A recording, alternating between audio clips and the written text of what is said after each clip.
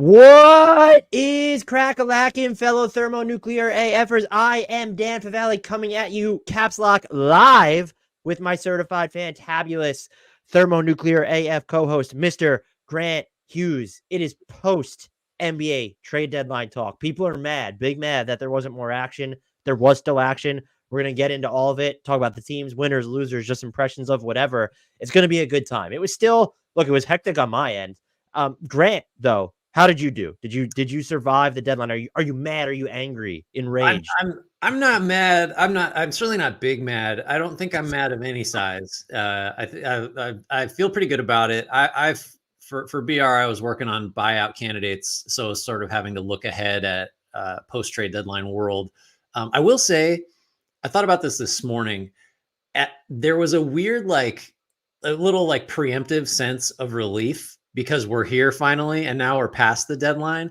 And I don't know, this is probably giving away too much about myself, but I really love when things get simplified and I can check things off that I don't have to worry about or think about anymore. And the trade deadline, very much it's a big part of the league. We enjoy covering it, but once we're past it, now we just have 30 teams. I mean, the buyout thing is, never ends up mattering that much, but buyout stuff excluded, now we just have teams and we get to talk about them and how they stack up against each other and where they're good, where they're not. It just clarifies the rest of the season for me once we're past the deadline, because we're not thinking about, okay, what if you tweaked this, or what if this guy's available, where should he, we just I don't know, clear all that clutter off our desks, and we just can focus on a few things that are simpler. And I kind of, to be frank, enjoy a little bit more about basketball analysis. So that's exciting to me. And also I think sometimes when you don't get a blockbuster trade, which we really didn't, other than the actual blockbuster deadline moves, you didn't get a deadline blockbuster. I think it's just kind of more interesting to look at some of these smaller moves, and it's not there's not a no-brainer, oh, this team crushed it or this team was terrible, like there sometimes is with marquee names. But we'll get into that. We'll get into winners and losers and stuff. But I felt pretty good about the deadline. I'm interested in talking about it, and I'm also interested to move past it. What about you? How do you feel about it? So it's disappointing in the sense that I'm never a big rumors person. I like the idea of figuring out which players teams should target, but then I really like analyzing how they fit. Mm-hmm. And the fact that we don't have bigger names that we have to figure out the fits, but we did get these bigger deals. And so there's a little bit, my point is I'm not as invested in the rumor mill as others. So it's not as big of a disappointment. I do understand that people wanted just more activity, and that there's that rush of reaction to where when you get a James Harden deal at the trade deadline, I do think, and I normally, I don't feel this way. I don't fall into the trap of this deadline's going to suck. And look, I was grading every deal. There were at least 9 deals, maybe 10, depending on how you feel about Xavier Tillman, that are worth going in on if you really wanted to.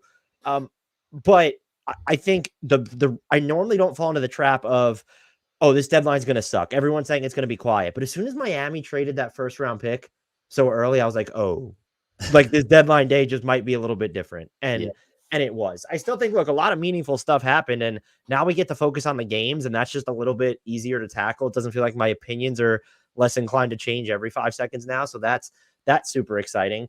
I'll throw it to you first, though. Just which team, or if it's a specific trade, both ends of it, do you want to start with? I mean, I think, in the absence of DeJounte Murray going somewhere, and we kind of knew that the Bulls probably were going to sit it out. So third straight, I didn't realize that. 3 deadlines, no moves. 3 in a row. Yeah. Well, when the last deadline trade you made was the Vucevic trade, That's fair. I'd be a little hesitant going forward, because I still never shut up about how bad that trade was.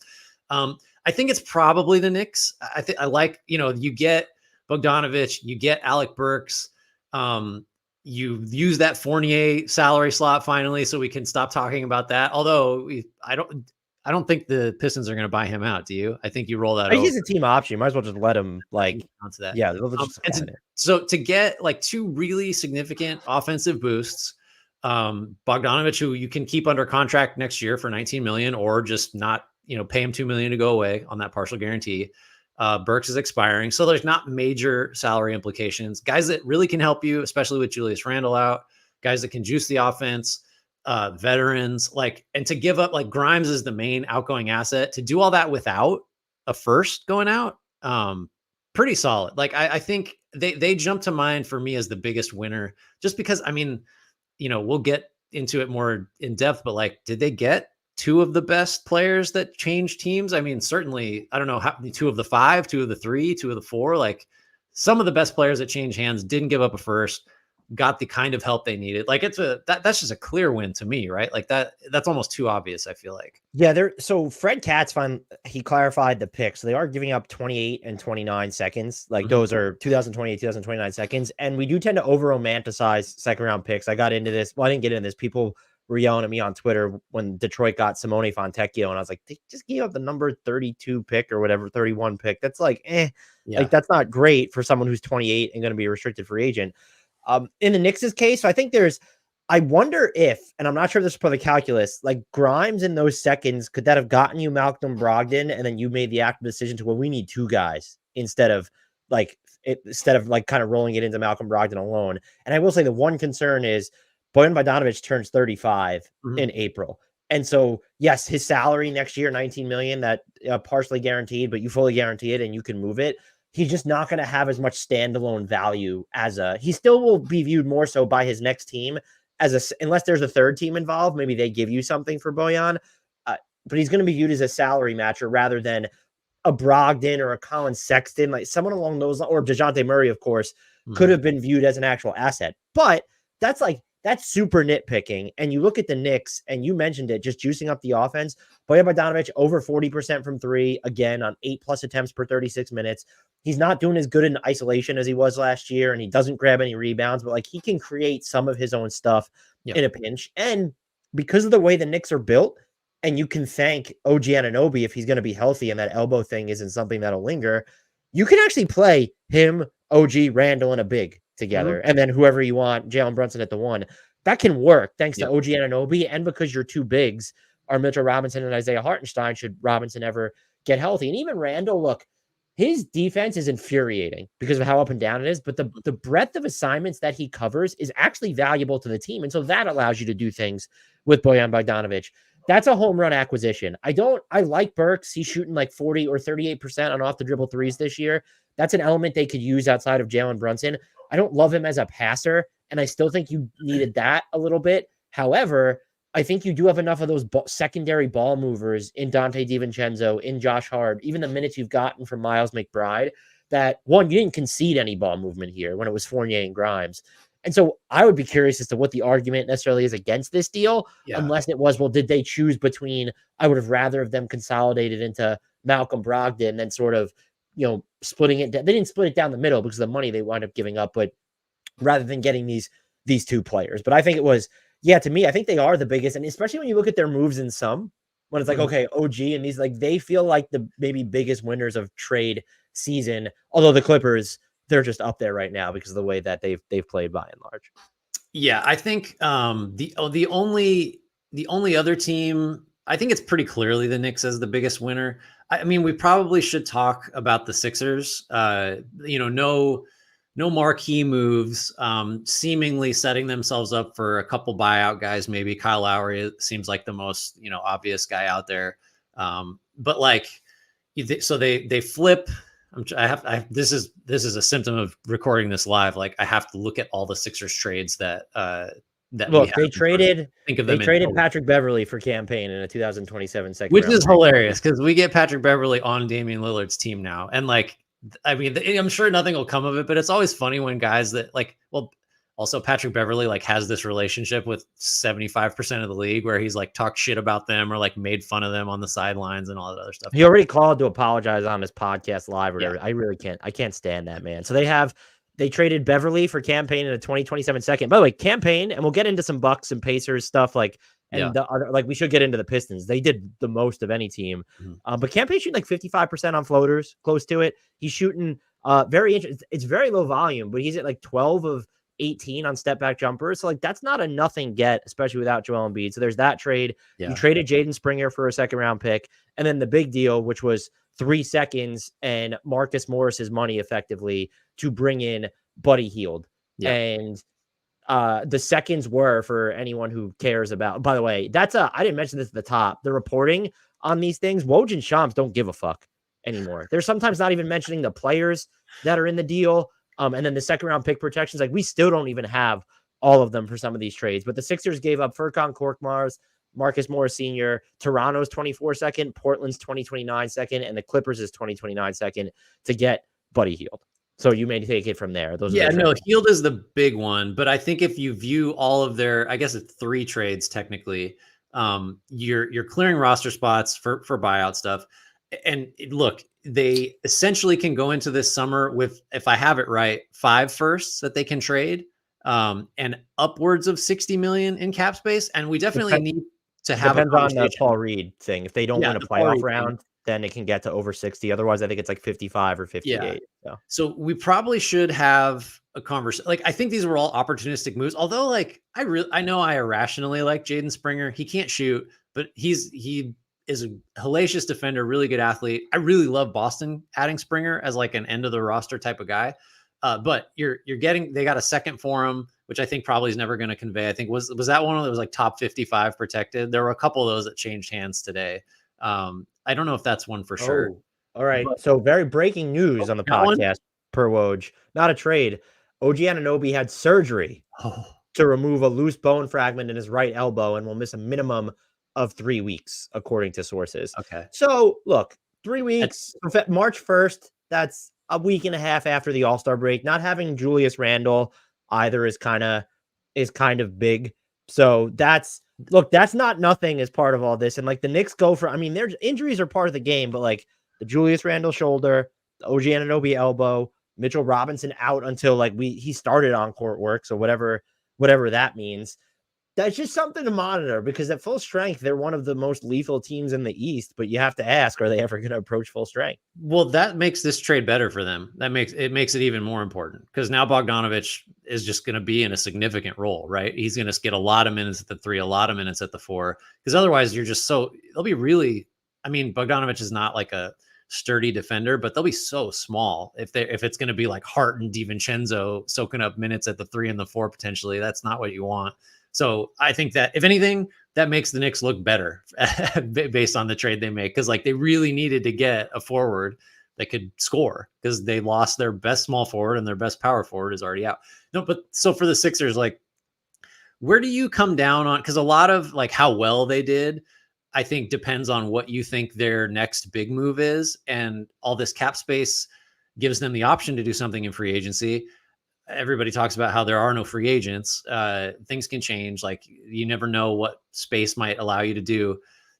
Would you put them as a winner? And does that depend on sort of what they do? Like, is their winner status contingent on sort of all right, so what are we doing with all these assets? Right. Cause it's kind of incomplete, I guess, if you really wanted to be sort of precise about it. No, that's not even like nitpicking. It's just, it's a lot of TBD because what does that cap space roll into? But I think, and we'll get into this with the Magic, is they surveyed the landscape and said it makes more sense for us to open more first-round equity to trade this summer than to trade any of it now. And the Embiid injury simplified that for them, I'm sure.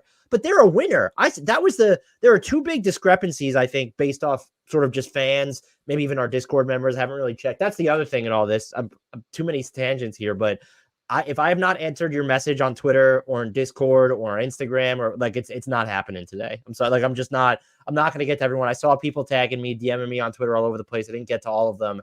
It was hectic. So I viewed them as a winner though. And it seems like I diverged from like public consensus on that, but like, this is a team that get to the raw bones of it. They didn't, if you care about the finances, they did nothing to sacrifice their spending power this year. And there's a chance, by the way, that what you're able to do now is re-sign Buddy Hield while still having 1 max slot open. Mm-hmm. Like that's and having the maxi cap, like that's a really big deal to be in. And then as friend of the podcast / our editor at Bleacher Report, Brian Tapora pointed out, let's just get to the raw simplified bones of this. This is per BT. The Sixers are 26th in 3-point attempt rate and 27th in made 3-pointers this season. Like Buddy Hield is going to shoot over 40%. And when he's not shooting, guess what? Whether he's moving off the ball, whether he's running downhill, that dude has fucking gravity. Yeah. Gravity. And so I like that. And you gave up who? Marcus Morris Sr. and Furkan Korkmaz, who's requested a trade once a week for the past 3.5 years. So it's just like, I'm just confused. And I saw people were upset about them trading Beverly, mostly Sixers fans. And so I get like the emotional bellwether aspect of that. I just don't like, I can't bring myself to care. Like, I actually think that campaign probably feels more of a need right now with Embiid out. And I will say, though, and you brought this up with your cap space, we need to see what happens over the offseason. But you then need to tell me, even if they don't get Paul George, which Chris Haynes said they're going to target him, they're probably not going to get him. But like, they can still make trades with that cap space. If they don't trade for anybody over the offseason, or if something goes right, well, then tell me what the move is that they missed out on at this deadline that would have made you feel better.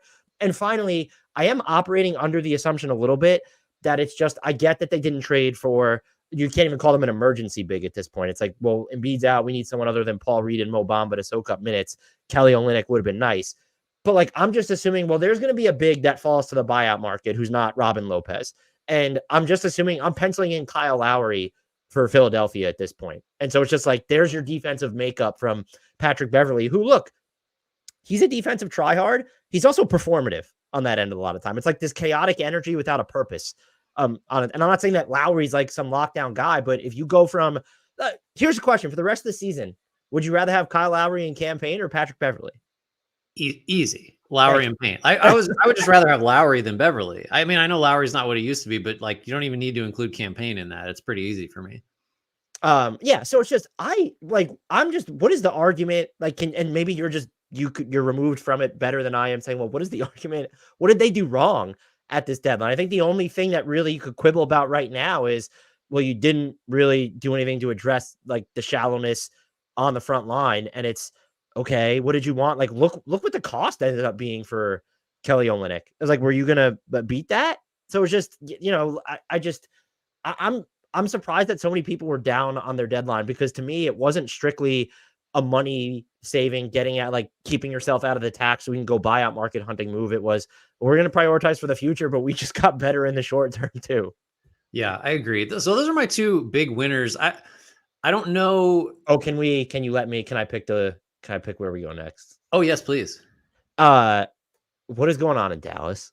Okay, so that was going to go there because like that was no. And I was just going to say like basically that, like, what do we make of this? Because to me, and look, we were talking off air before, like I saw like condemnations of this deadline for Dallas, and I saw like celebrations of it. I won't say who did what, because obviously like when we give our opinions, it will suggest who we disagree with. But so PJ Washington in, essentially, Grant Williams, Seth Curry, a 27 first with top 2 protection and a couple seconds go out. Right? That's they got 2 back. They got 2 back in that deal. They got 2 back, 2 seconds coming back. Okay. Yeah, Charlotte gave them 2 seconds in that deal. All right. So I had my notes based on the original reporting. I think maybe had that backwards. So again, they don't give a fuck anymore about reporting this stuff. We do. We're going to get it right. So be funny if I just got it wrong, but please. We get it right eventually. That's our motto.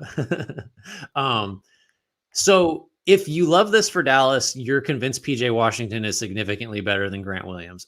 And like Washington's contract does decline. So that, that's a factor. Pretty similar numbers ultimately. And you really, if you like this for Dallas, are just over the moon because you didn't give up Josh Green or Jaden Hardy or Omax, I guess, right? Like that's the defense of it.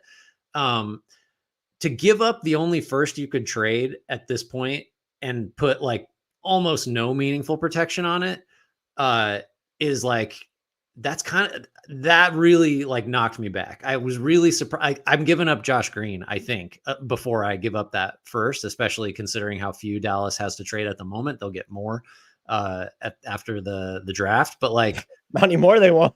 Oh, that's right. Let's talk about that. How does that encumber their other picks? They can't trade one. They get a 2031 swap. But what they've also done, and this is not just the one move, is so Luka has that player option for 2026, 2027.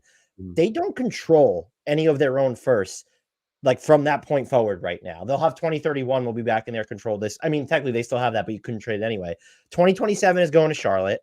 The 2028 swap is going to OKC because that's how they opened. That was the other reporting that annoyed, is that we found out they were sending. They got the first. Right. Yeah. So 2028 is headed to OKC. 2029, the pick itself is headed to Brooklyn. And then you gave up a 2030 swap. That's to San Antonio, which I think before I throw it back to you really quick, I do think that's an important way to view this deal is Gafford is sort of a separate thing and you can't hold on to a mistake, but what you ended up doing is hard capping yourself. You ended up giving up a 2030 pick swap and you now ended up giving that 2027 first round pick. And because of the seconds going in and out there, they also gave up a 2030, but they have some coming in. So let's just forget the seconds for a minute. You turned all of that into PJ Washington. You really got to believe PJ Washington is the missing piece, right? Like you have to believe that his last year, 34.8% from three, this year, 32.4%. You have to believe that improves. Although there's some, I don't have them in front of me, but there's some numbers out there that like his catch and shoot is just bad. So it's like, if you're saying once you play with Luka, you get all the clean looks you can handle. Like, I don't know that we're suddenly going to see PJ Washington 40% 3-point shooter because of the quality of his looks going up. Maybe that happens and the quality of his looks will go up, but like, I think he's oversold as this multi-position defender. I just, that has not been true. Again, like you get someone out of Charlotte or you get someone out of a team that's not playing for anything and like things can change. That happens all the time, right? Like anyone that got traded from Washington, from Detroit, from, wherever, throw in Charlotte, like it's not unfair to suspect like, well, they might just be like 15% better. Like the second Killian Hayes is about to become an all-star. That's how it's like. Yeah, right. That's another one we got to talk about. The homeless Killian Hayes, or a teamless. Sorry, I didn't mean to say teamless. He'll find somewhere. But so you just have to believe PJ Washington is worth like all of the opportunity costs that you paid, right? And like I'm just kind of not convinced. I don't think, if you're Dallas and you are as limited as they are, and you laid it out in the assets you can trade going forward. We talked about like, okay, would you trade that first if it was Jeremy Grant? Like that was the cutoff line of doing it now versus waiting for the off season. And it's just like, we said, yeah, PJ Washington is not Jeremy Grant. So we've fallen short of our own threshold here. Yeah. As Jacob Wiley says, Luka better stay for the next 10 years. I mean, it's moves like this that kind of make you wonder if he's interested in that. So he is, and to your point, PJ Washington's shooting a little bit over 38% on wide open threes. Okay. That's good enough. It's not exceptionally high, and you can't just say he's going to shoot 44 now in Dallas. He might. I do think what he brings, and I saw people throwing around his 43-point performance highlights.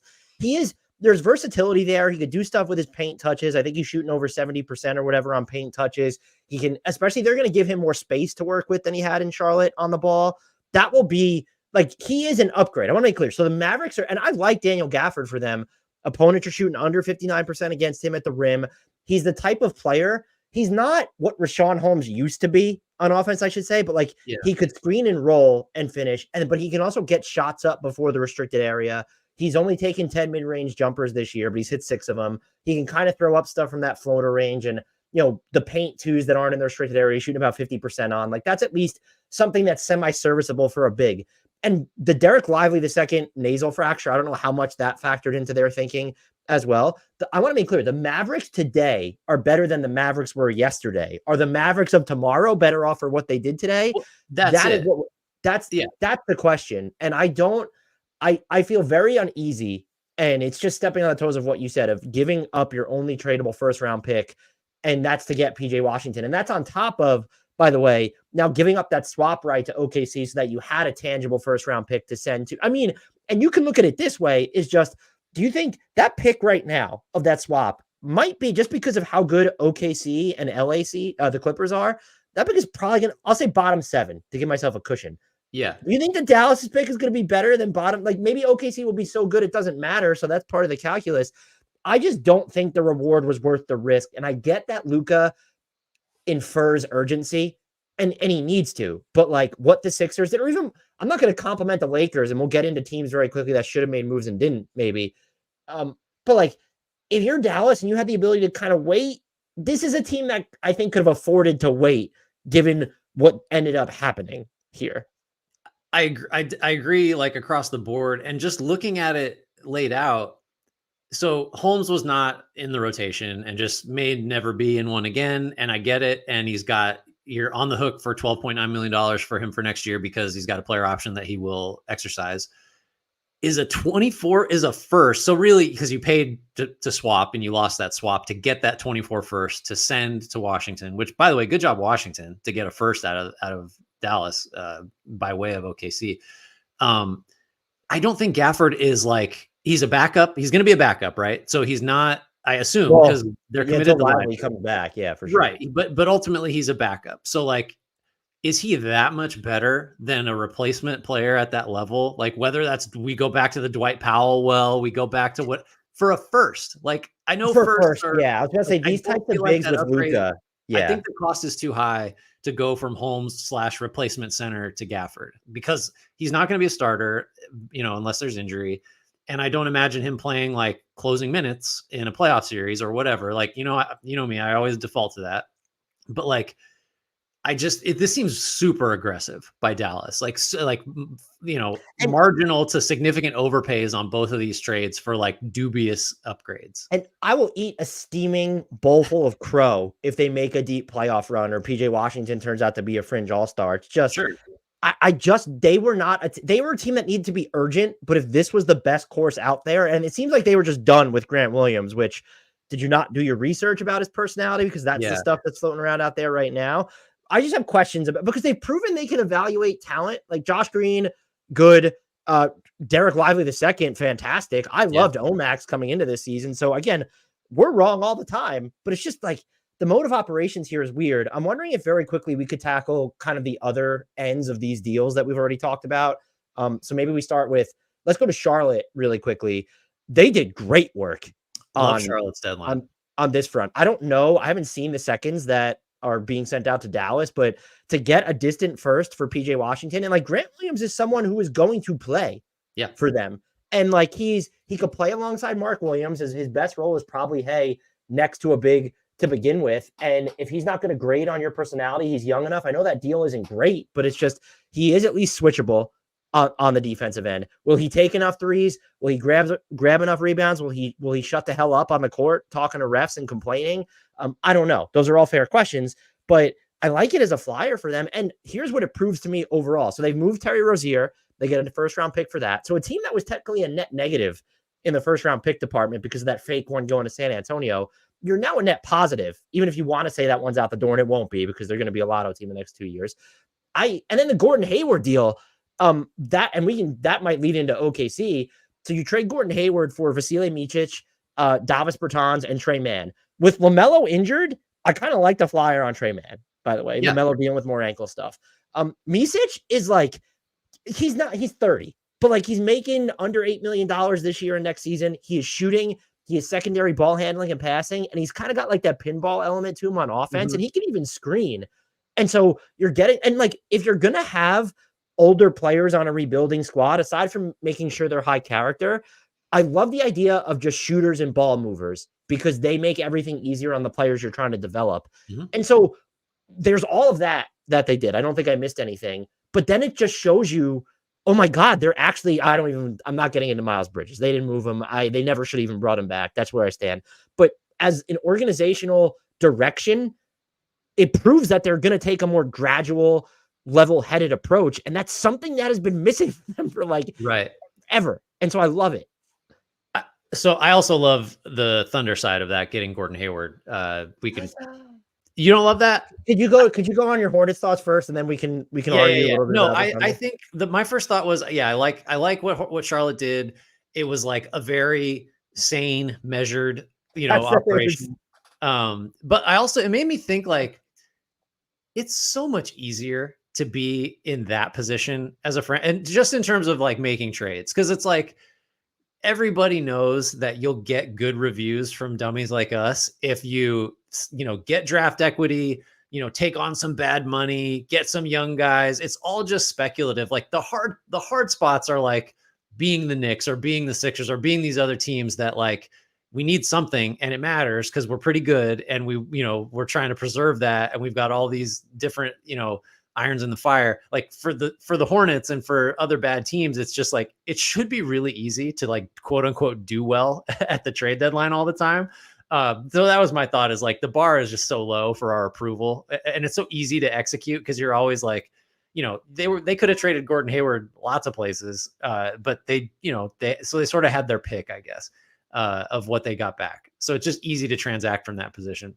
No, I think I don't have a lot else to say on Charlotte. I think like, I think Grant Williams will help there. I think you were referring to Micic, I think, but like Williams is going to make open shots and defend hard and move like he's just going to be another guy that maybe helps Brandon Miller's life get a little easier. And when LaMelo's back, like he kind of fits in as just a complementary piece. Like maybe he'll grate on Charlotte like he has on his last two teams, I guess. Like that's a concern, but like I don't think Grant Williams is going to be unmovable at his salary going forward. Like there's always going to be interest in, sort of maybe can guard fives, but can shoot threes and, defense hard. Like that guy's movable. So yeah, I like that.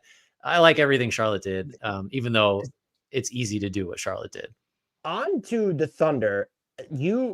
I basically reacted with the Kumbacha girl reaction. So I saw the trade when it was just Davis Bertans and Trey Mann, which would have worked under the new salary matching rules.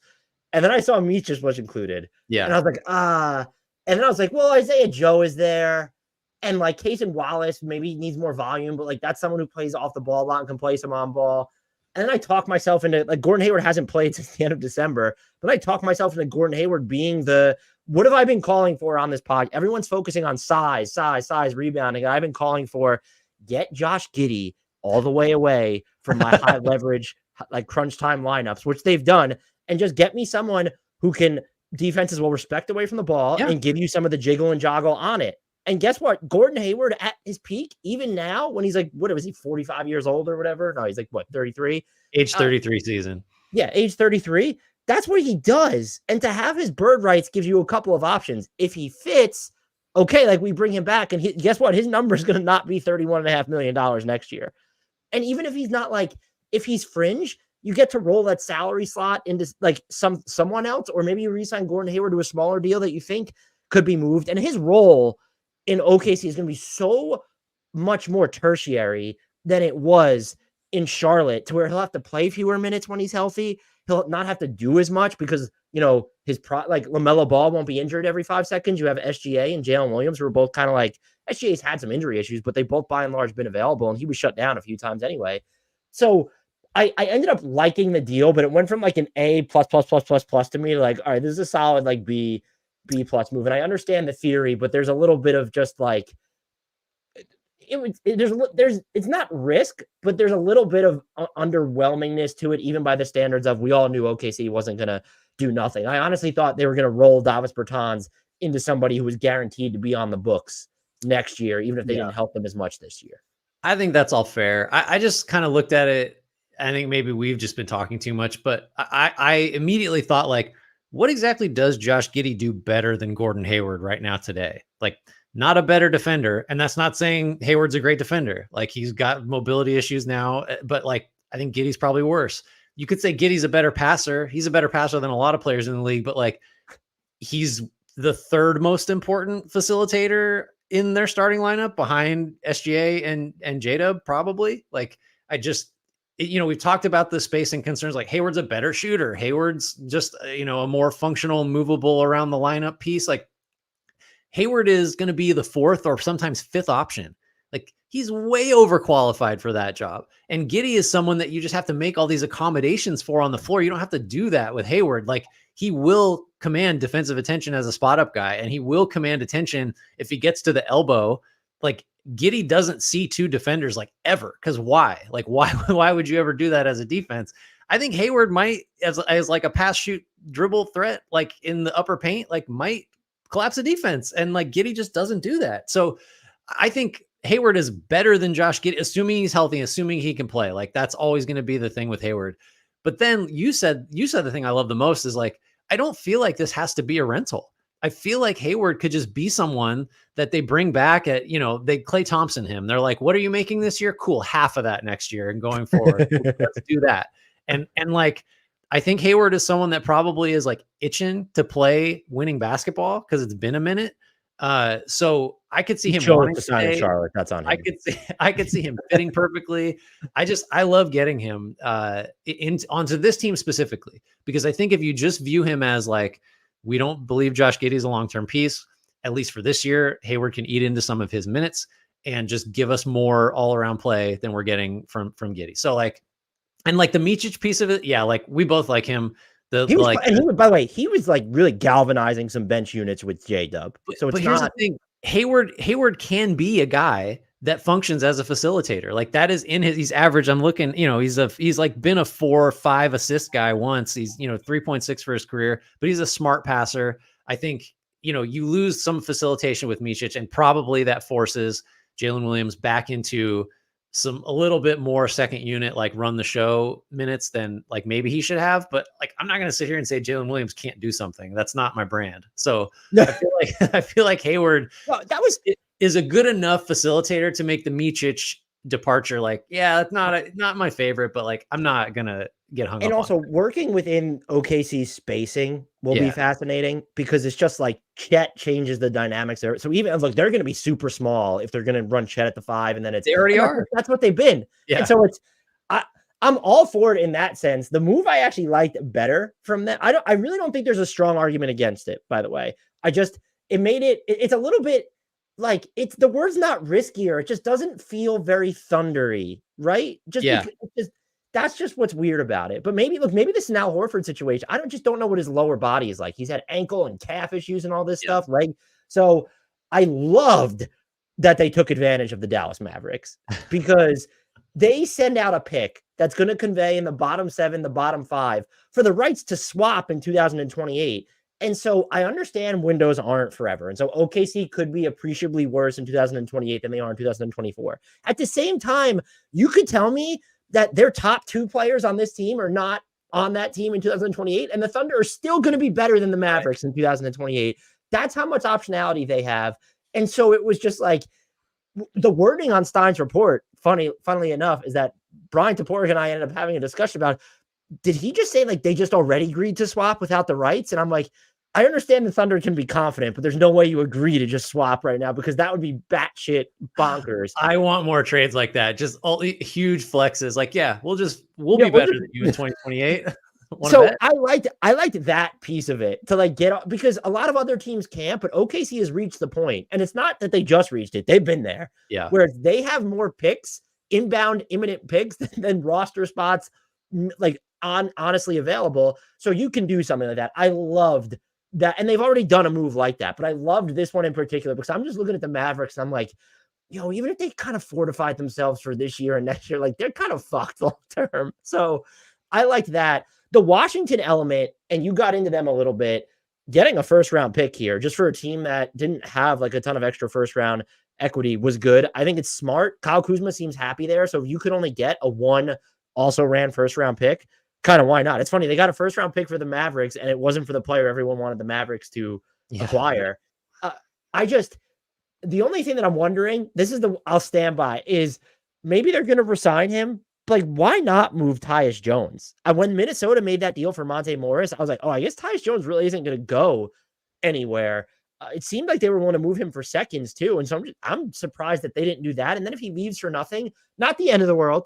Like, they're bad enough. They don't need to tank harder. That surprised me a little bit, and Daniel Gafford is good, but you got a first round pick for Daniel Gafford. And look, we both know how I felt about Rashawn Holmes once upon a time. Right. Is there just like a chance, if he's held like that, the floater comes back and he's just like, and he's making basically the same money as Daniel Gafford. You're not trying to be good next season anyway. I thought they handled this deadline mostly shrewdly. If anything, you could probably quibble over, well, were they aggressive enough? Yeah. How many firsts changed hands? There's this one. There's the one we talked about with the Mavs 2027. Was there another one? I guess didn't Toronto got one Toronto got the least favorable, that was once upon a time, of those picks. That's headed to Toronto, excuse me, that's headed to Utah. Yeah, to Utah in the Olynyk deal. So to see that few first rounders move, to see one of them go for Daniel Gafford, like that's pretty good. 10 from mid-range, Daniel Gafford. Put some respect. Come on, like he's a backup center in this economy, Dan. We're getting first rounders for backup centers. That's amazing. What a get by the Wizards. Good job. I don't think Holmes is getting back to that level, but like the best version of Holmes was better than the current version of Gafford, right? Or at least like really comparable, different type of player. Yeah. For the Wizards, like who cares how good our center? Like there's just, to get a first is with like 3 first changing hands. That's unbelievable. The thing I will quibble over, and it is different because there's a new coach there now. but like they didn't do anything to kind of ensure that Bilal Coulibaly's usage will be through the roof for the rest of the year. Yeah, they were never going to get rid of Jordan Poole, but just even having Kuzma there, and when you look at some of the shots these guys take whenever in the shot clock, I don't blame them. Like this team was not built to be anything other than a meme on most nights. Even though they have Tyus, this is the anti-Tyus Jones team, who's just like this very measured offensive organizer, and the Wizards are just like anarchic and play sometimes like they don't give an F. But I thought it was a solid deadline from them. Might be unspectacular, but they got a first-round pick, and you can say that they didn't move Tyus Jones or Kyle Kuzma, and they still got a first-round pick. Yeah, I have to assume they're going to try to re-sign Tyus Jones, like because otherwise, maybe Wright gets bought out, which would be that there are a lot of teams that'd be interested in him. But yeah, I would be with you on that. You did mention the Raptors. Should we go to the Jazz Raptors stuff? Yeah. So you can correct me if I'm wrong here, but the Jazz get Otto Porter Jr., Kyra Lewis, the worst of OKC, the Clippers, Houston, and their own 2024 first. Do I have that right?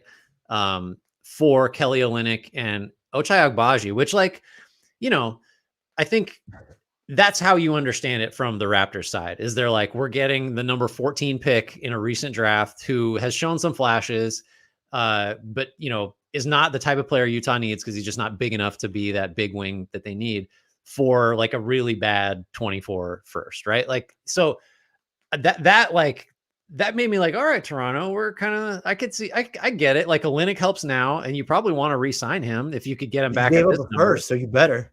Well, yeah, when Toronto gets somebody and they give up a first, they re-sign that guy, especially if he's a center, because that's the Jakob Poeltl treatment. That's their MO.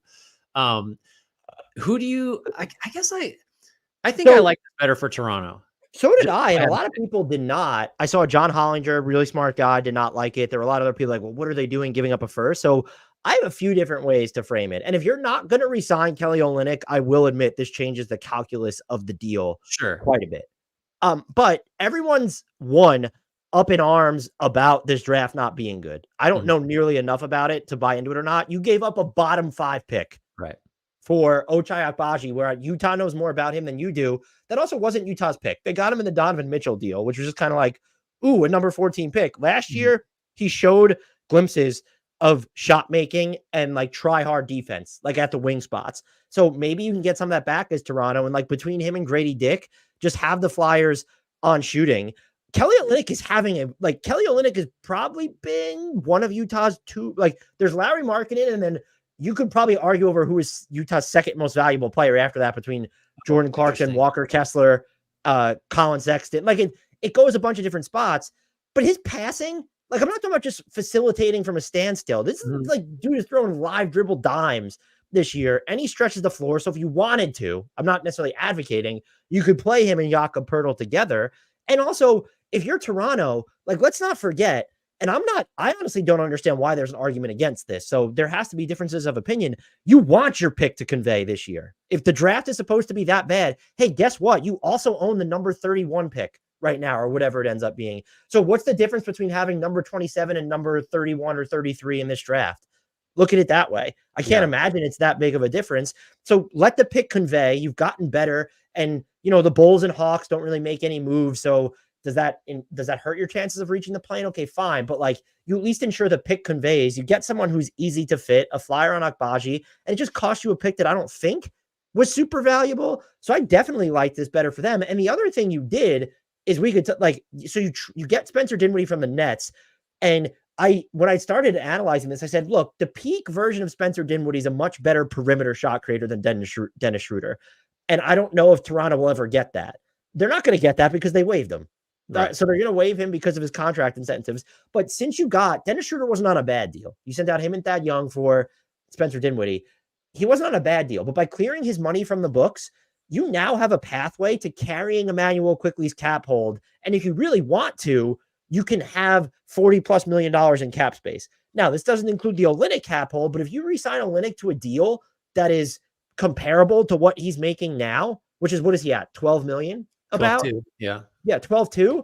You're still working with $25+ million in cap space, which I don't know who that gets you in this market, but it certainly helps you for trades. And so I don't know that I'm in love with their deadline, but for a team that like they're doing, I guess, a soft reset because we've seen them Yeah. trade first round picks. We've seen them prioritize players over picks. We've seen them accept purely draft equity basically for Pascal Siakam. There's still the element of, okay, well, what direction are we going in here? But I do think they've just made themselves more pliable and able to react on the fly. Yeah, I think that's right. It's so also because this is the Jazz, and I think because we regard them and really Danny Ainge as like these guys know what they're doing, it makes me always think like, I wonder what Utah's up to. Like, why did Utah do? Like, is it because can they really value that 24 first that, like you said, is going to be bottom 5 that highly? Oh, you have a thought. Well, what if they think, I mean, I don't think they believe this, but a few people have made this point where aside from Larry Markkinen, who's the guy you could rip from the Utah rotation that's actually going to crater it? I think you could make a case that maybe it's Kelly Olynyk, but like when you see Simone Fontecchio, Kelly Olynyk leaving, it's all right. Well, like, is that a tanking argument? Is this what you're saying? No. I'm saying they owe their pick to OKC. Right. It's top 10 protected. It could convey. And so now you all of a sudden don't have a 2024 first round pick. Now you do. Maybe they're looking at it from that perspective. Yeah, that's interesting. I still, even trying to be charitable to the Jazz, I still just like this for Toronto because I think were you surprised that like there wasn't more on the Jazz's? But what did you think of? I thought the return on Simone Fontecchio was fine. Yeah, a pick in the 30s. I mean, I think so. You take the Jazz, and I think you look at. I was just thinking of another team that didn't do anything. I mean, the Bulls are a separate issue. Well, the Kings helping facilitate the Robin Lopez dump. Well, take Washington too. Like there are just certain teams that like, that's all. Because you look at, you would think like Utah could move, like you said, there's nobody that you're going to take off of there really and crater it. So like you could have looked to trade Clarkson, Sexton, even like Chris Dunn. Although I would just want to keep Chris Dunn around just because he's maybe the best defensive guard in the league. Did you watch him the other night against the Thunder? It was unbelievable. And like Washington, still Kuzma still there, Tyus Jones still there. I think that probably just means like nobody was throwing firsts around. And look, we just talked about like only 3 changed hands and none of them are like great other than that 2027 Dallas one. So like I think it just suggests to me that, and then we kind of suspected this, that like nobody's really eager to just like kick first round picks out the door anymore. And so these middling guys where in the past, like you might've been able to get a first for Sexton, right? Given his youth, given his scoring, given how he's played the last, like, however many weeks it's been now that he's played really well. And that's just not the case anymore. So I think that if you're looking for like, what are the themes of this deadline? I think it might be, as we look back on it, like, it's just not that easy to pry like real firsts out of teams anymore. Especially when the teams that are willing to trade them can't. Yeah, well, that helps too. Like, well, they just looking at, I mean, the restrictions really, we haven't even got fully into the new CBA environment yet, but like there's 7 contenders that can't sign anybody on the buyout market that made more than the mid-level. So like what's the point of them in, finagling on the margins to try to clear buyout money? There's just like, and the restrictions going forward, just general team building stuff. I think first rounders might become more valuable because as it gets harder and harder to, swing big trades and aggregate salaries for certain teams and take in more than you send out and all this other stuff. Like maybe the value of just let's draft this guy with a first round pick that we own and develop him and then pay him to scale. Like maybe that just becomes a more valuable roster building tool as we get into the new CBA. I don't know. That's just speculation based on the dearth of firsts that we saw moved this deadline. Well, this would reinforce your point too, is that, and the decision might have been made for the Sixers, but look at the Mavericks and the Lakers as kind of the good parallels where it's the Mavs move their only chip. This is what they get. The Lakers probably could have had DeJounte Murray. And it seems like they've decided, no, D'Angelo Russell's playing better the past few weeks, so that helps. But they might have actively decided, well, we get to trade 3 first round picks on top of 3 swaps this summer. So maybe teams are also, they're valuing first round picks in that. The Sixers too, again, the Embiid injury complicates that, but it's, oh, we can trade 5 now instead of like 3. And like one of the 5 or the 3 is going to be like super complicated anyway. I'm wondering if that adds to the value. I will start moving us along a little bit quicker since it feels like there's a bunch of teams you still need to hit. The Pacers, and we had a comment about them. Pacers got me scratching my head from Petey Pete. I'm kind of with him. My whole thing was, okay, if Buddy Hield was going to leave, I get it. But Like he was so important and like the Yeah. gravity you're pulling, and like Doug McDermott doesn't do that. Like not what Buddy Well, Hield did.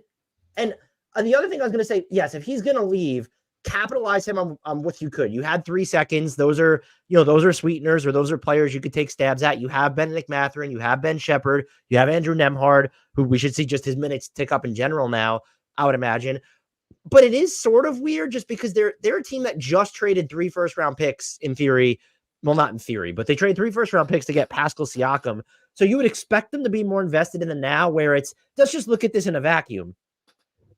Like, if you could, do you prefer to have Buddy Hield for the rest of the season, knowing he just leaves? But also, maybe you could have worked a signing trade from them, but knowing he just leaves.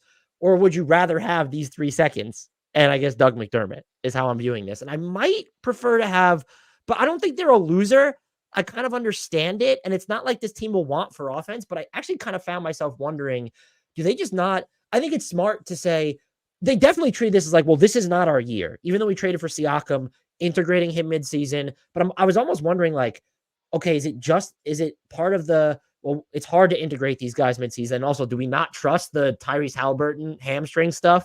That's almost my read on it. But there's also, this is their biggest defense of all. Buddy Hield requested a trade over the offseason.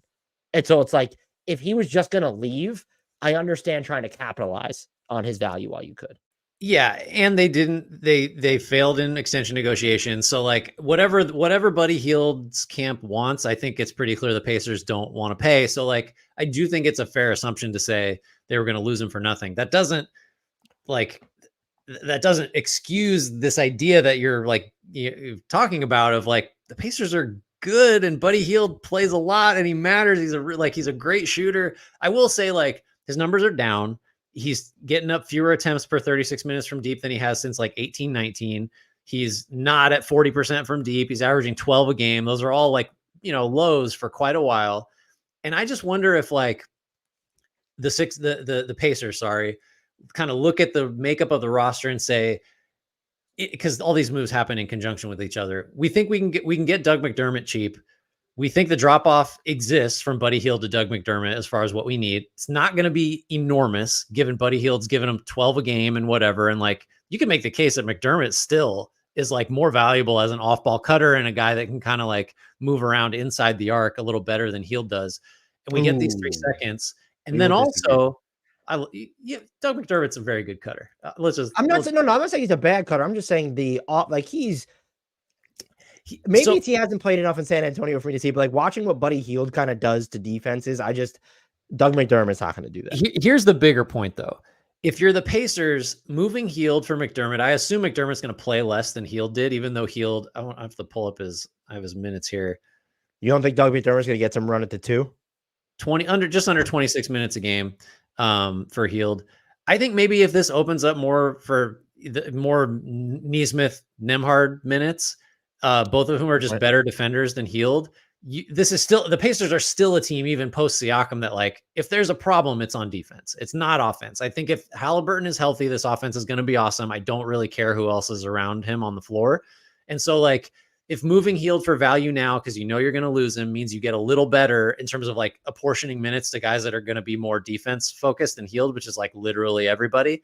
I think like the drop off is not massive. And so you should maybe just get the meager assets you can. Like 3 seconds. I mean, 2 of them in 2029. Not so bad. Like that's fine. I think it's probably, as much as anything, the Pacers decided they could offset the loss of Hield to some degree with McDermott. And they're going to give more minutes to guys that defend. And so and that's just what the team needs, is more guys on the floor who can defend around Halliburton. So I don't know.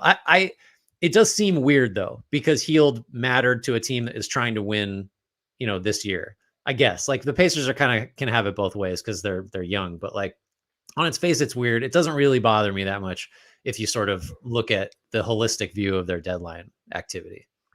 Another one of my siren songs, the Phoenix Suns. Getting Royce O'Neal without giving up either one of their 2, I guess you could say 3 best if you want to include Nurkic in there, but any one of their best salary matching tools. They just step ladder their way with minimums to Royce O'Neal. Cost you 3 seconds. I still don't have clarification on those. I'm assuming at least one of them, they have those 2 Memphis seconds in 28 and 29. Those are going to be going out. I can't bring myself to care about those. I know that we kind of belabor. We do need to get to the Pistons after this, but I promise, Pistons fans, if you're still listening, I apologize. You did so much. I know we just belabored kind of the Pistons giving up one for Simone Fontecchio, but like the Suns are in this now, and there's a chance. I wouldn't necessarily predict it. Royce O'Neal, he's smaller, he's slower than he was a couple years ago, but like this is someone who will hit threes, and he can't guard like the starriest point of attack guards anymore, but like he can be moved around the 2, the 3, the 4 against a lot of matchups, just based off him being a player that you can say, we know what we're going to get from him. And there's a chance that he's a net positive on both ends of the floor. It's not unreasonable to say that he could become their 5th most important player for the rest of the year. I think he's like the logical choice to close now. Like we thought it was going to be KBD. People thought maybe Gordon, Watanabe. Like there's a lot of options, I guess, but like O'Neal's, but like Grayson Allen, really the guy. Grayson Allen's been playing so well that I know he can't shoot in fourth quarters. I just wonder, like, that's just where I come, because we know Booker, Beal, and Durant are going to close. And then if you want to play O'Neal and Allen, then you're saying KD at the 5, which I guess is fine. And like Phoenix didn't do anything to address the backup big situation. If anything, they got rid of Metu, so they're like sort of less equipped to handle it. Drew Eubanks has been not great this season. He's been a little bit better lately, but he's been not great overall. I love and by the way, this is a guy that they could just keep beyond this year too, because they have his bird rights, and now you have a number. We talk a lot about, well, if you sign Grayson Allen, if you extend him, you can move him at a higher number. It's like, as long as you don't give Royce O'Neal like an absurd amount of money, that's still the archetype of player that seems like, yeah, we'll have him on our books for like another year or two. We don't care. Sure. Yeah, absolutely. He's just like the ideal. I mean, the ideal role-playing fit for Phoenix would be like 26-year-old Royce O'Neal and not 30-year-old Royce O'Neal. But like, given what they had to trade and what they didn't trade to get this done, which is kind of amazing, like that's a huge win for them. And I don't know what value that has, by the way, moving forward, to where it's like, do you just view that Nas, because you can't after the season, they can't aggregate. So like this was taking advantage of that rule where it's 110% of the money can come back. We can aggregate, and like, you can't do that. So that Nas Little does, in theory, as an expiring contract, making, what is he at, like $7 million next year, whatever it is that his contract pays him. He's at 6.8. Like, just as a standalone number, that's more valuable because you can't step out of your way like you just did. So I have no notes. I thought it was an 11-10 move for them. Okay. Yeah, I like it. I mean, I guess, it's a great move. I don't know if it's my favorite, but considering, I'm just talking. If we find out it's like I think they only had 4 seconds to trade. And if it's just the 3 of the best 4 seconds, then it's like, well, what does salary matching matter when you can fucking trade anything? I want to see a team get to a point where they have no draft picks to trade whatsoever. It'll be as Zach Lowe says, they'll Horcrux it. They'll start swapping the swaps that they've already swapped with 3 other swaps twice removed from that last swap. Right. You get if it falls between 41 and 46 in the second round of 2029, you get it. Otherwise it goes to these 5. Yeah. People in the chat are pointing out that the Pacers also traded seconds. I do not care. One of them was definitely fakes. Like, we're not going to cover like that stuff, as we don't need to cover like that. That's where one of the top 55 protected picks for the Corey Joseph one. They didn't give up actual value for Corey Joseph just to waive him. The Warriors just paid. I think I saw the Warriors paid $5.8 million in cash to get off. That much cash. It's the most they could give, but it's going to save them like 12. So it's just like, of course you do that. It's just because the tax implications for them. They're probably a team we need to get to as to should they have made moves or could they have. But I think we got to do some other teams before we get to the woulda shouldas. Like, we got to talk Chicago. We should probably talk Warriors. I'm trying to think who else, but like, so those are the woulda teams. I'm talking about. Do we have the Pistons? Let's talk Pistons. We know we got to talk Pistons. Yeah. Moves. They have like even when you factor in like the Marvin Bagley trade, they just made all these moves, and it was an admission. And James Edwards III, over The Athletic, wrote a great piece about this. Like, they basically admitted, oh fuck, we screwed up over the summer. We should have done more rather than just come back with this games this year. Basically, was So, what did you kind of make of their? Like, they finally moved Bojan Bogdanovic. That was actually, and Alec Burks, the 2 players they didn't want to move, and Monte Morris, who everyone thought they weren't going to move. I don't know how to feel about any of this in a vacuum, but like, I think that it was like, I mean, you got Grimes, who's a great fit. I think if he's going to take enough threes, he's going to give you someone who will defend and space the floor around Cade Cunningham and Jaden Ivey. You took out some of the roadblocks to ensuring that Jaden Ivey gets the amount, like Killian Hayes gone. Alec Burks, gone. Yeah. Monte Morris, who didn't really play for them a bunch this season because of injuries, he's now gone. So like you're in full-on developmental mode, and you surrounded them with Simone Fontecchio is a great shooter. I just question the value. And, if you go through the history of number 32 or 33 picks, I understand what the track record is there. And now he has this small cap hold, and you don't have Bojan Bogdanovic is, again, fully guaranteeing his salary on the book. So you still have these cap space options. He's a fit.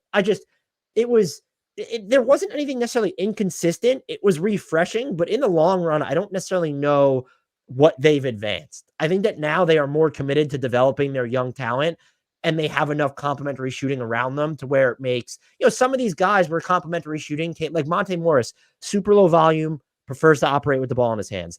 Alec Burks wants to be on ball. Bojan Bogdanovic, he doesn't really care. It's like, but Simone Fontecchio is like this pure, I'm going to come in here, I'm going to fly around, I don't need the ball in my hands, and I'm going to give you more defensively than Alec Burks or Bojan Bogdanovic would. So I think I like their deadline. This is my roundabout way of getting there. I was just curious where you landed on Detroit's deadline.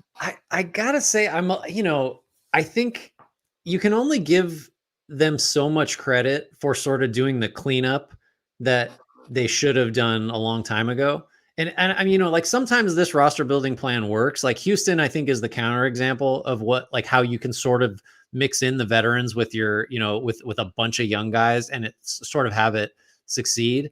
You add Fred VanVleet and Dylan Brooks, and you're not taking anything away really from Jalen Green or from Jabari Smith, or certainly not Şengün. Detroit just sort of did it wrong with like Bogdanovic. That's probably defensible. I guess it made sense to have him on that roster, but like, guys like Morris, even guys like Burks and Hayes, like you just said it, like they kind of got things out of the way for the players that should have been getting big developmental minutes all along. And so like, yeah, did the right thing. And if you really like Quentin Grimes, then this is you're even more, enthused about this. I'm not sure. Like, I think my knee jerk reaction was I'm a little disappointed that they didn't get a first in giving up Bogdanovic and Burks, but like, maybe that just wasn't out there. You also spoke about how hard it was to get first. And I think right. You could argue of all the type of young players that were dealt, is Quentin Grimes more likely to have first round value than Ochai Agbaji? I don't know. Yeah, maybe. I do think like there would have been some justifiable thinking behind let's keep Bogdanovic and guarantee him, and we go into next year with a $19 million salary. Like I actually didn't have a problem with that plan. I know people were up in arms about it, but I think it's because they wanted their teams to trade for Bogdanovic. Yeah, maybe that's it. You got to consider the source. Yeah, I don't feel like super excited about it just because it's kind of like, you should have done this a long time ago. Like, get all these guys out of the way for Jaden Ivey. Killian Hayes was just like, we should probably talk about that specifically. It's hard. Where's that comment in the chat? I'll find it. A number 7 pick that was starting most of this year, started like 3 out of 4 games that he played. Yeah. Because Monty Williams, Jacob Wiley, Monty Williams will leave Detroit and move to whatever city Killian goes to. Perhaps the guy's last defender in the league. Literally doing it right now, Griffin. Sorry, Grant. I think he put that up before we started talking about him, in fairness. Oh, okay. But the Hayes thing is kind of wild. Like I think like the Spurs should be all over just the buyout market for him. Washington, Charlotte, like anybody. But I like San Antonio there just because Trey Jones is still the point guard there. Like no Tyus Jones. Might as well see if Hayes has anything.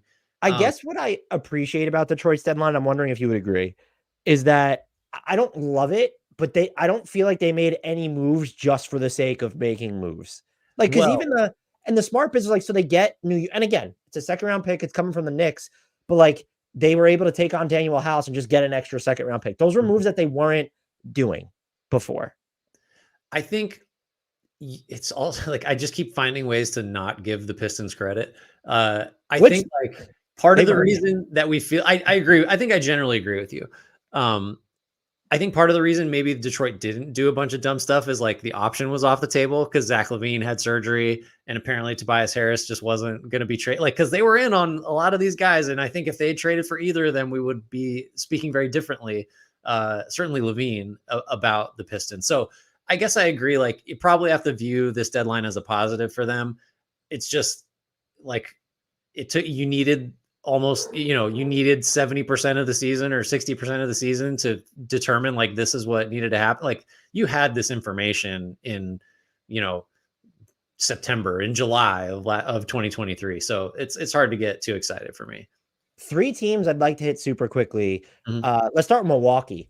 I think people wanted them to make a bigger move than getting Patrick Beverley and getting rid of Robin Lopez. They just weren't set up for it. And maybe they could have attached Bobby Portis and the Portland pick and Pat Connaughton and done something, but I don't know what that something, they Yeah. were never going to get PJ Washington. They weren't going to get Dorian Finney-Smith or anyone like that. Patrick Beverley, we've already talked about, like, he makes sense on this roster, actually more than a campaign does. It's just, do you think he was worth giving up a 2027 second round pick, one of your last remaining assets that you could realistically trade? I'm not sure he is in a vacuum, but I think for a Bucks team that, like, both externally, like people like us saying like they gotta get a guy in there, they need somebody, and probably internally where it's like, I'll just say like Giannis probably is like, what are we doing? We pulled the coach lever, like there's just a little bit of internally. I feel like they probably all understood like we got to do something because we're the lowest regarded like 30-14 team or whatever they are in NBA history. Nobody totally believes in them. So like just from a stylistic perspective, Beverly has his flaws. He's overrated as a defender because he fouls so much and because of his size. But like just as an attitude adjustment of like, he's gonna go hard when he's out there. And maybe that, along with changing from Griffin to Rivers as the head coach, kind of coaxes better, consistent defensive effort out of these guys. Like I totally understand that. It's underwhelming, but like the Bucks did not have the ability to make a whelming move, let alone an this is as whelmed as they could get. Like there just wasn't they as much as almost any other team just didn't have the assets or the ability to like I remember seeing like Andrew Wiggins as a Bucks target. It's just like how Remember Bobby Portis for what? DeJounte Murray, and Yeah. stop. We need to chill. I will just say, even when he's not good, Patrick Beverley still defends the guys that they need to defend. It might not always be well, but like to have a body where it's okay, it doesn't have to be Malik Beasley and you're still sparing Dame from it. Yeah. They should have done more. I just don't think they could have. It would have been nice. Like if that Portland pick could have gotten them Chris Dunn somehow, yes, I would have been all over that, but I'm guessing that it couldn't have. Right. I agree. So what else? We got 2 more quick ones to hit. Minnesota getting Monte Morris. So Great. I don't dislike it. I want to make that clear. But I thought people were kind of viewing it as like too much of a home run to where it's, well, they also needed someone who would give you some shot volume or higher end 3-point volume. And that's not Monte Morris's game. No. And I would have rather have seen them been like, if you would have, and I don't know if this was on the table. I'm assuming it's not because they're worried about what's going to happen to them in the future.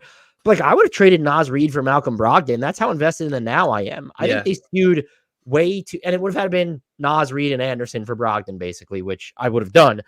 But like, even why couldn't you get Tyus Jones? Like you couldn't figure out a way to do that, like with the seconds that you had. I would imagine you could. You had the 2030 that you shipped out for Monte Morris. It felt like they erred too much on the side of caution and thinking that they're there and that they're ready. And their offense, not just when Anthony Edwards is off the court, not just when you're not playing Mike Conley, like their offense needs help. Like there's turnovers, there's like wonky clumpiness sometimes. There's Karl Anthony Towns doesn't want to be in the corner for some reason. I don't know, or they don't have him in the corner enough for some reason. I don't get it. I'm not saying trading for Malcolm Brogdon would have fixed that, but like you needed it. All of a sudden feels like they're one of the best teams in the league right now. We've been pretty high on them all year, but just lately it feels like they need it like that Monte Morris wasn't the move. It just felt like it needed to be like even and he doesn't bring as much playmaking, but he's definitely an injury risk, but he has a higher ceiling. You couldn't have gotten Luke Kennard from the. I'm surprised no one got Luke Kennard from the Grizzlies. They were burning it down at the deadline. I think it's interesting that Morris simultaneously is I think a good value for what they gave up to get him, and is also the type of player that you would say they needed, like an adult in the room, backup point guard, Mike Conley insurance, that kind of like doesn't play like Conley, but kind of a similar, like he's out here to make open shots and facilitate. And Morris has done that throughout his career, or really like since taking over a meaningful size role, I don't know, 4 or 5 years ago. And you can still criticize him for like That's it. Like you couldn't, which is what you're saying. Like you couldn't have gotten a couple more seconds out there and scaled up to Jones, for example, would be the name that I think made the most sense. But I think Morris is a good get, and I think they're not going to miss Shake Milton or Troy Brown, and that's a distant second. And like I'm not gonna. I think to be really critical of it, I would have to feel confident that like there was a way for them to get Tyus Jones with what they had, and they just chose not to. And I don't know that, you know, and like same with Kennard, same with a lot of other options. It's always hard for me to judge what I think is a pretty good acquisition against like hypothetical better ones. But you would think that they could have figured out a way to get someone better than Morris. I just think he makes sense as a fit to me. I can't get too upset about that. I mean, the low turnover stuff for sure. Just like game manager. And low key, big turnover problems for the Wolves. Not so low key. I would and if it came off this way, I'm not criticizing the move, which is a good fit. I think it was just oversold as the answer. But to your point, because I was just guilty of that. Teams are not, and we lose sight of this. I try and keep it in mind when I'm grading these things live, and it gets a little hard. Your off the cuff reaction. Teams are not actively taking or making worse offers. Like they're for the return, like this was probably the best that the Wolves felt they could do. It wasn't, well, we could have given up this same deal and gotten Tyus Jones and just included a little bit more salary. And so like, I have to remember that. I just think it was being oversold as an answer, but maybe I'm underselling the extent to which turnovers have undermined, not just like the offensive issues, but like the blown leads for them this season. That's been a big issue. The other team I think that we need to talk about, Boston, which I respected Boston saying it was, and they ended up getting Jaden Springer too, but they came out today and said they were done after getting Xavier Tillman. And I was like, you know what? You didn't lie to us. And I respect that. I really do appreciate that. I like Xavier Tillman as a fit. I know he's dabbled in 3-point volume this year, because my first thought was, this is like a big man who's not really a good playmaker and doesn't stretch the floor. That's not a Boston big, even under, you know, whether it's Ime Udoka or Joe Mazzulla or Brad Stevens. And then I'm like, well, like he has been dabbling in 3-point volume this year, so maybe he'll chuck more of those in Boston. But I'm just like, they needed a girthy, just brute force. Opponents are shooting like 58 or whatever % against him at the rim. It's super low this year, so that helps you as a reserve. He will battle on the glass. He's a physical body to throw at some of the stronger bodies, which I think, one, you're never going to want to do that with KP. And Al Horford's getting older, so you don't have to do that. So I liked that move. And you already mentioned this at the top. So you get rid of Delano Banton, and it doesn't actually look like that didn't cost you anything. Maybe it was cash. So you were able to open up the roster spot to get Jaden Springer, who, as you mentioned, just like, let's get this other defensive wing in here. It was an understated trade deadline, but I actually really liked it. And look, Xavier Tillman is, in theory, I know they're going to be second aproned out 6 ways, 7 days, like all over the place, but you can keep him. Like, his bird rights, and these reserve bigs don't normally cost too much money. So I thought they had just like a really solid deadline. Take it with a grain of salt, because like some of the names up at the top of this list are, you know, it makes you suspicious of it. But I think it's the best catch-all metric, estimated plus minus from Dunks and Threes. Xavier Tillman's third in defensive EPM this year. Oh man! So like, I mean, above, you know who number one is? Isaiah, your boy Isaiah Hartenstein, number one in defensive estimated. Well, that's because he's the defensive player of the year. So that checked out in my book. Followed by Jonathan Isaac, which means this list is valid if we're ranking defensive awesomeness. Alex Caruso's fifth, Joel Embiid, Evan Mobley, my guy, Nickeil Alexander-Walker, but Tillman's third. So like, it's a premium skill, whatever it is. Like, even if he's your third big, I guess, like, you might even play Cornet over him sometimes. Like, I think to get a guy that might eat up some minutes and just really defend hard for a little while, and maybe you bring him back, maybe you don't, totally good with that. And Springer's the same way. So like, I think it's, is he your new Nickeil Alexander-Walker? It sounds like he might be. But I've no one. I just think that the Celtics sort of gave themselves like another look, maybe. Okay. Like you know, I don't know when you're going to use this. Your best players are going to be on the floor in the games you care about the most. But like, I don't know, maybe there's a game in the middle of March where like everybody's hurt, and Springer and Tillman and, you know, Peyton Pritchard and whoever else you want to throw out there, just like win them a game because they hold the opponent to like 91 points, or just like, you know, there's ways for these guys to contribute. And given Boston's kind of restrictions, like that trade exception they took Springer into was kind of like the only real way they could do anything. they at least got some guys that are interesting that could help them in ways that players currently on the roster maybe would not have been able to. So like given the constraints of like just their lack of flexibility, I guess I should say, pretty good to get two guys that you can look at and say, he might help. He really might help at some point. And because he's really good at this one thing, that's hard to do. So very, very quickly, I'm so fascinated by what the Grizzlies are going to do this offseason because you get rid of Steven Adams. I know I wasn't playing. You get rid of Xavier Tillman. You get rid of David Roddy. You've just blown up your front court. And so you're either just big believer in Brandon Clark coming back from this Achilles injury and looking fantastic, or they're a team that's like kind of fixing to do something interesting over the offseason. I lean towards the latter. So they're just a team that I don't know that we need to spend much time. This is what they should be doing, where it's, let's just recoup some of these picks. And they've definitely made mistakes. I don't think they've undid any of them when it comes to roster building, but they've put themselves in a position where they can still be aggressive over the offseason. For the most part, though, getting rid of Tillman because of his next deal, and then the stuff that they did with the Steven Adams trade specifically was, well, we don't want to pay the tax next year, and we want to make sure that Marcus Smart isn't a cap casualty. That's how I read it, but they've basically blown, aside from Jaren Jackson Jr., they just like blew up their future front court. Yeah. Can I ask you like a macro question that we haven't really done this yet? So in the wake of the deadline, has your view on like the contender tier versus like the tier below that, like has anybody moved around in a meaningful way? So I'm not going to lie. I am less confident than I was, not because of the deadline, but post deadline. I'm less confident in the Timberwolves being as legit as I thought they were. Because you thought they might do more than get. I thought that they might just get some. If it was Tyus Jones, someone who I could envision just playing more minutes than Monte Morris, I like it maybe incrementally better, which I think makes a big difference when you're as good as the Wolves. Yeah, I would have liked to have seen them get. I mean, like a Luke Kennard. I would have liked to have seen them bid, or at least have them tied. If I would have even heard a report like, oh, they tried to get so and so, and even the Thunder a little bit, because like you didn't add any like heft or rebounding or bounce up front. But I still feel really good about what we just mentioned with Gordon Hayward. I will say what's changed for me. I don't, and this might have to do more with their recent play. I'm like in on the Suns again. Like they are full strength, having Royce O'Neal there. They've consolidated their options a little bit. Look, options can also be the enemy of success sometimes. It feels like you need to try and pull so many of these different levers. Consolidating some of that into Royce O'Neal. Yes, there's big man questions. There's rotation questions up and down the court. I don't want to hear about the point guard stuff anymore. I was doing something the other day. Devin Booker, the percentage of his passes that lead to a direct shot, a free throw, or a secondary assist, he ranks, not only is he ranked in the top 5 of the league this year, he's ranked in the top 5 of the league among high volume passers in every single season for the past half decade. Trae Young's the only other player who has done the same. So I set it 1,000 passes per year as my minimum. That's nothing. Like these guys are passing like thousands and thousands of times. So that's a real sample. So I find myself, I think my biggest change is that I'm probably the same as I was on OKC.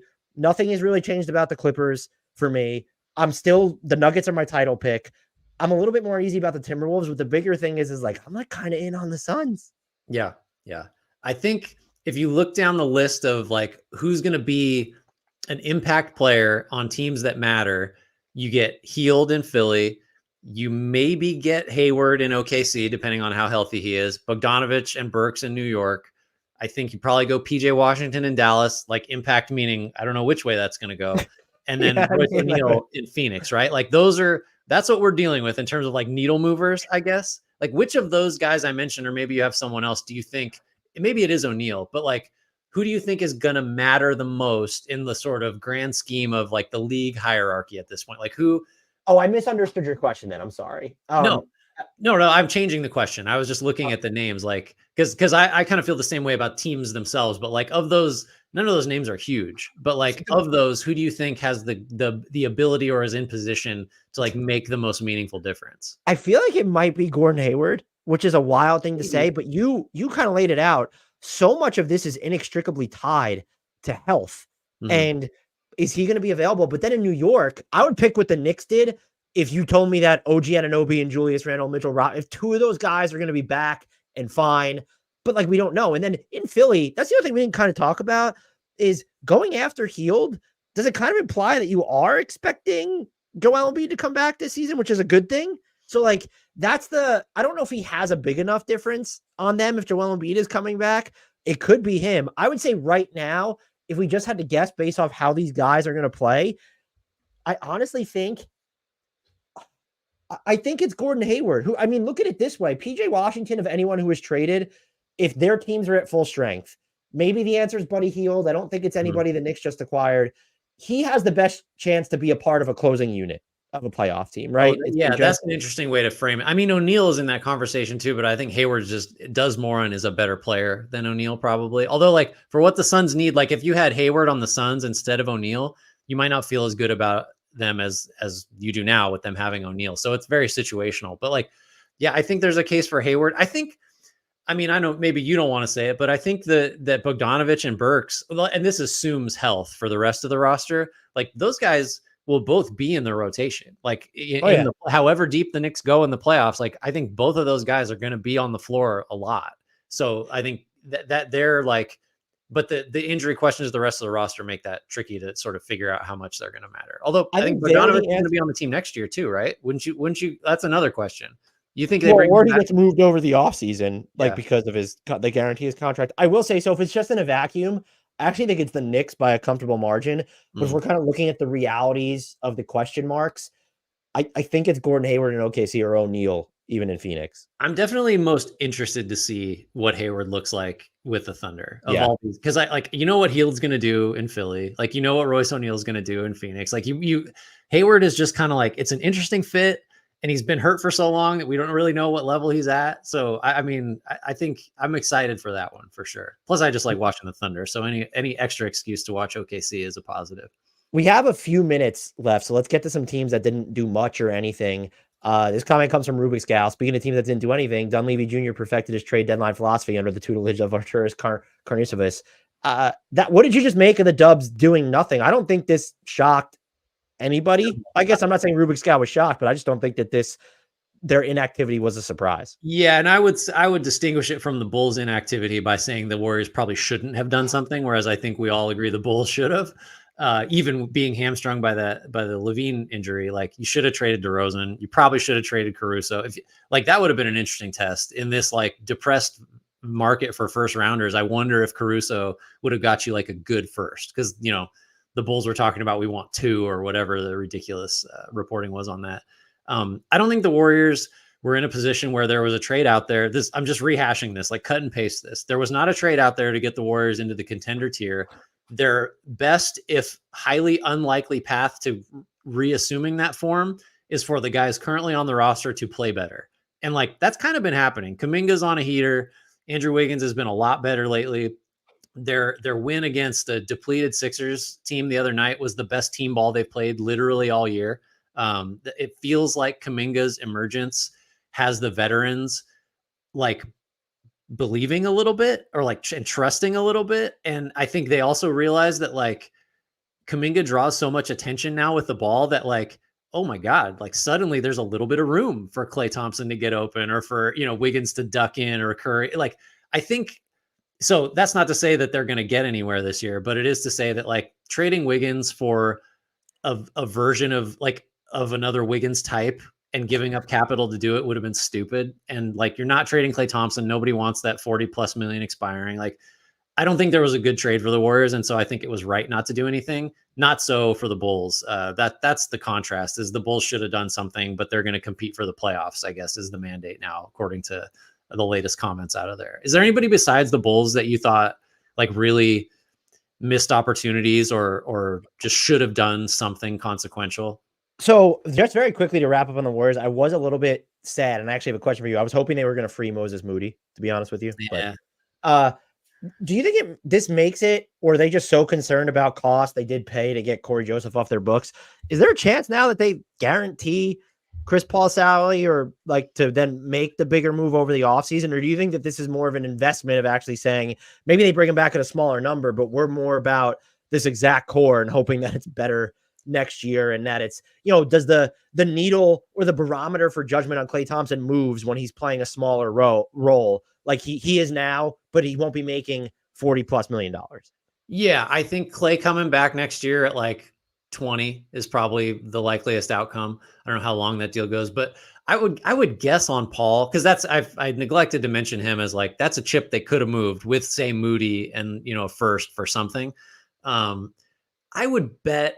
I think the least likely outcome is they pick up the guarantee and bring him back at 30, just because I don't feel like again, it's all tied to like, well, how much cheaper can you bring Thompson back for? And that kind of thing. But like, I would guess he's either back at a reduced salary or they just kind of, we got off the Jordan Poole deal. We're good. They're cowards. They just let him go. They're financial cowards. Yeah. So to answer your question, the team that I feel like I'm actually genuinely shocked, and this again must be prefaced with, well, what was out there for them? Can I guess? Well, I already said their name, but go ahead. Oh, I didn't hear you say it, so I swear I'm not. Is it Orlando? No. Okay.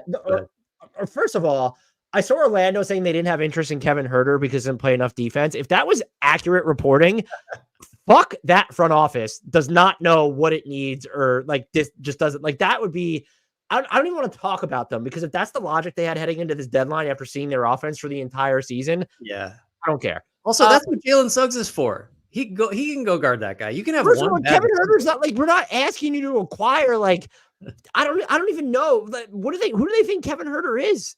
I don't know. So the Kings not doing anything feels like a major miss here. Mm-hmm. Like, you've had some struggles of late. The offense has not been as good as you needed to. You already mentioned like the Sabonis without Fox minutes are a little bit iffy, and there were just clear spots. Like, you have 3 big needs on this team, and I'll say this. Perimeter defense is one of them, but I do think that De'Aaron Fox and Keegan Murray have allowed you to now prioritize, well, we either needed like additional shot creation on this roster that came in the form of someone who's bigger than Malik Monk or has more of like the perimeter, not just getting downhill, or we needed rim protection that could fit next to Domas Sabonis. So those are 3 things that I just named, and maybe you would come up with more, and you did nothing. Yeah. You didn't do anything on the margins. Maybe you're a team that'll be linked to buyout candidates. And this is also, I respect that they were kind of like only ankle deep in the OG ANUNOBY and Pascal Siakam stuff, where it shows, well, we don't want to short circuit our future. Like, it's just not now for us looking at the lay of the land in the West. But like, how do you do nothing at this deadline when there are so many clear areas that you need, not just like, oh, this guy needs to be like like, you didn't need to get another top 40 player over. Like, you just needed to get a rotational upgrade. And yes, Pete, this is the other thing. Yes, Malik Monk could walk this summer because they have early bird rights on him. But if a team comes over the top, or if they don't want to pay him like more than he's making right now, that's the other part of this is, so you don't even have like Malik Monk insurance at this point if he does leave. Yeah, I agree. I think the devil's advocate position would be kind of like what I just said about the Warriors, which is like, what was the move that was going to bump them up like a tier in terms of, because I mean, it may have been there, it may have not. Like, they may have missed the boat. Like, if they could have just overpaid for Siakam or ANUNOBY or whatever, I don't think they were beating anybody's offers for those guys. But if you're not going to trade Keegan Murray, and that's just like the line in the sand, it seems like they will not do it. Then it's like you're trading Harrison Barnes and what, like that's the way forward. I agree. Like, they were one of the teams that's like kind of in the middle, not in the middle, not like the Bulls middle or what we used to call like the Orlando middle, but like, yeah, you're not a top 4 team. You're probably better than the like 9-10 spot in the play-in, but you're in that middle. And I don't know what they could have done to like climb out of that. But yeah, they got perimeter defense issues. The offense is, you said it all. Like, it is kind of disappointing / surprising that they didn't do like literally anything. And to your point, if it took a 2027 first to get PJ Washington, granted, you're not Barnes and Williams' salary, if that was the stuff going out, I don't even know if, first of all, I don't know how much of an upgrade Washington is an upgrade over Harrison Barnes minutes. Maybe you're not trying to give up Harrison, but also, and I'm like negating my own point here.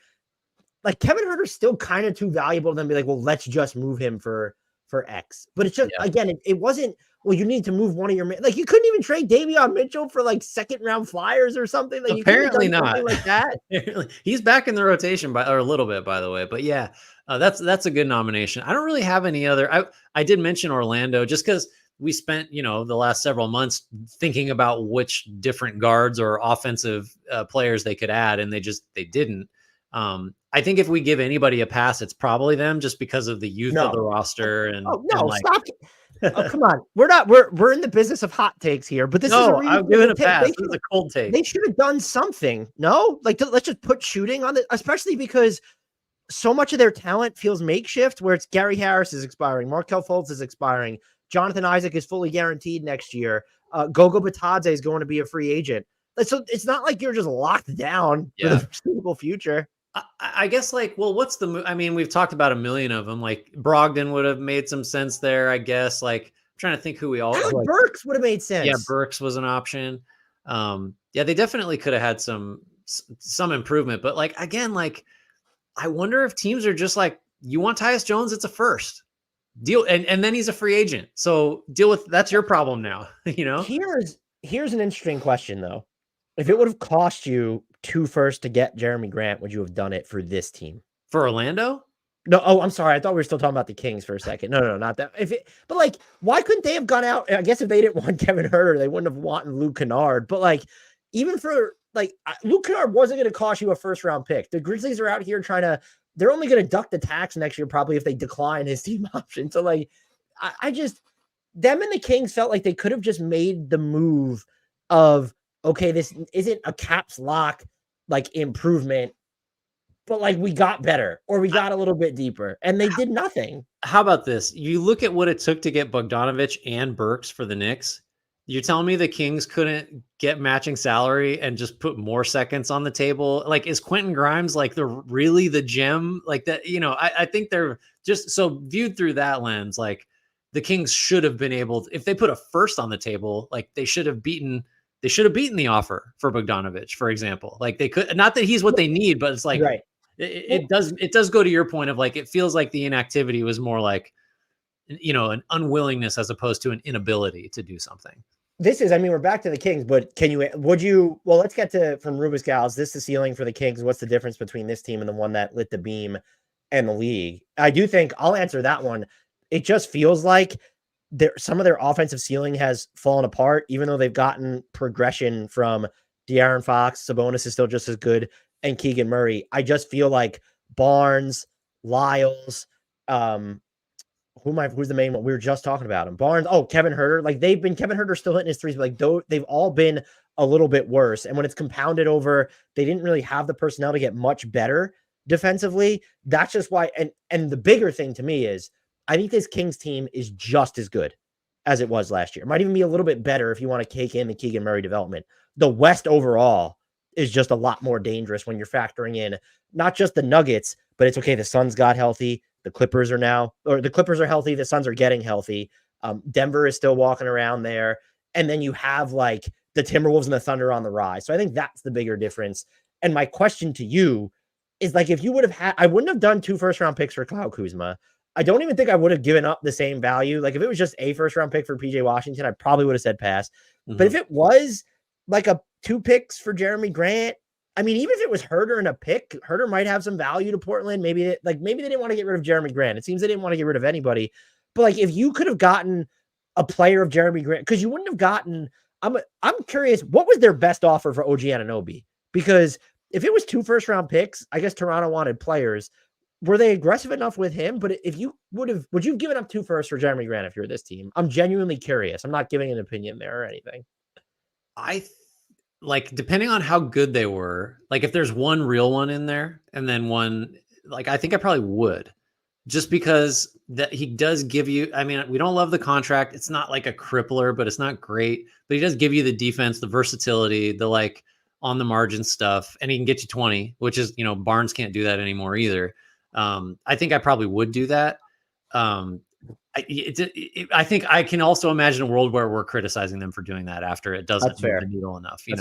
I would say too, to your point, 119.7 offensive rating for them last year, number 1, greatest ever, all this stuff. That'd be 7th this year. So it's just the thing they were great at, 6 other teams are now just as good at, and it's just the league, it didn't catch up because it's not like the Kings were innovating in any real sense offensively, but just they were a year ahead of the offensive explosion maybe, or something like that. And they're not world beaters on offense anymore. And the defense isn't good enough to offset that, which we knew was going to be the case. I have one more team I would like to hit, because I know you have to go in 5 minutes, because they did nothing and everyone thought they were going to do everything. The Atlanta Hawks. Oh yeah. I mean, like, again, it's got to be that the offers weren't there for Murray. And when we talked to Keith Smith about this, I made the great point of like, there's not really urgency. You've got him under contract. You just signed him to an extension. If there's no, multiple first round pick offer out there, you don't have to do anything. But it did feel like they pulled the change of the coach lever last year and nothing's really changed. And so the next move is let's move guys that are not named Trae Young. And then the next move is let's move Trae Young. And they didn't even take that middle step yet. So I'm surprised. Like DeAndre Hunter would have been one of the best players to move if he'd gone anywhere. Clint Capella, I think probably. Does Clint Capella get you more than Daniel Gafford? Probably not, right? But no, which is probably fair.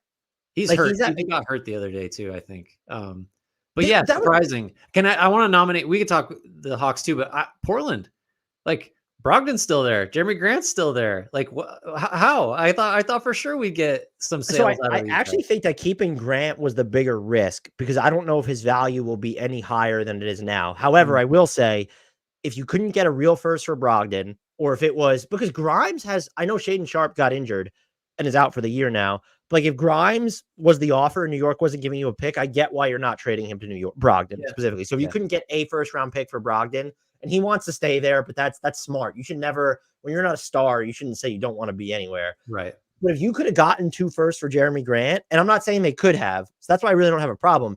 You should have moved him. Like we agree there. I think that is we would have moved him for 1 if it was from Dallas but we were talking Dallas's perspective, I guess.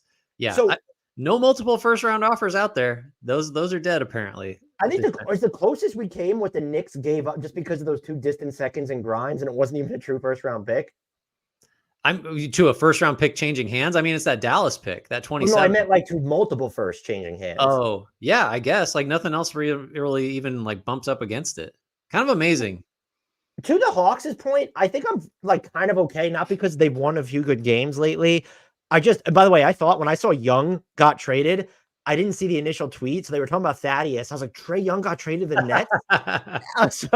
But I understand not keeping Murray if the offers were really, because I think Murray's become vastly underrated. The offers that were, maybe it was just counter reporting.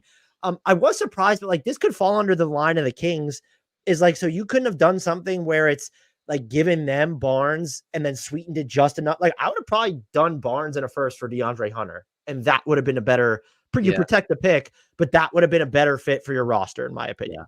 I think it's different for the Hawks than the Kings, though, because the Hawks are, I don't know, they're not that far apart, really, relative to the competition in their conferences. The Hawks are below, just to say that, like, the Kings should have felt more urgency, just as an example, to do something than the Hawks, because the Hawks season is in the shitter, basically. 2 different ends of the spectrum. It was selling versus buying. So it's just a little bit different. I just like, it's weird that the Hawks didn't like even getting rid of Sadiq Bey at this point. Are you going to pay Sadiq Bey? I guess, did they just look at it and say, we're only 2 games out of 9th place?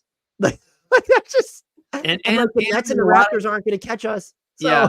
I wonder, like, just, I guess to wrap it on the Hawks, like they might've just looked at things and said, like, there's really no difference to us in a positive way between doing something now and waiting until the summer, because you're still going to have, Bay is going to be restricted. I'm trying to think who else they're just going to like. Capella might get more valuable as an expiring. Okongwu isn't poison pilled anymore. So they were just so out there. I expected them to do something. Right. Yeah. Hard to think of someone talked more about than Murray. Once Levine was hurt, like Murray was just the guy.